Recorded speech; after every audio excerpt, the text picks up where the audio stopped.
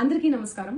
నిన్న ఏదైతే నా బర్త్డే పార్టీ జరిగిందో ఒక చిన్న ఇంట్లో పార్టీ లాగా ఒక ఫ్యామిలీ ఫంక్షన్ లాగా జరుపుకోవాలన్న ఒక ఉద్దేశంతో ఆ రిసార్ట్లో మా అమ్మా నాన్నల కోరిక మేరకు మా అమ్మా నాన్నలతో కలిసి మా ఫ్యామిలీ మెంబర్స్తో కలిసి నేను జరుపుకోవడం జరిగింది. అక్కడ మా అమ్మా నాన్నలు, మా అమ్మా నాన్న ఫ్రెండ్స్, మా ఫ్యామిలీ ఫ్రెండ్స్, మా టీమ్ మెంబర్స్ మాత్రమే ఉండడం జరిగింది. అండ్ అట్లనే లిక్కర్ ఉండడం జరిగింది, సౌండ్ సిస్టమ్ ఉండడం జరిగింది.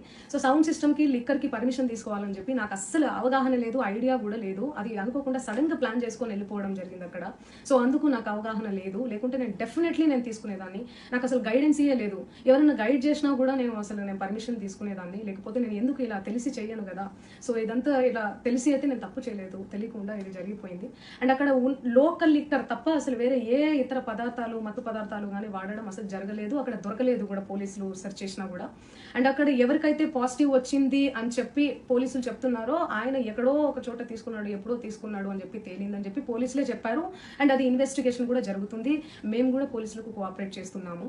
అండ్ నేను ఎందుకు ఇలా చేస్తాను, అసలు నాకు తెలిసి ఎందుకు చేస్తాను? మా అమ్మా నాన్నలతో దట్టు మా అమ్మా నాన్నలు పెట్టుకొని ఇలాంటివి నేను ఎంకరేజ్ చేస్తానా? ఇలాంటివి చెప్పండి.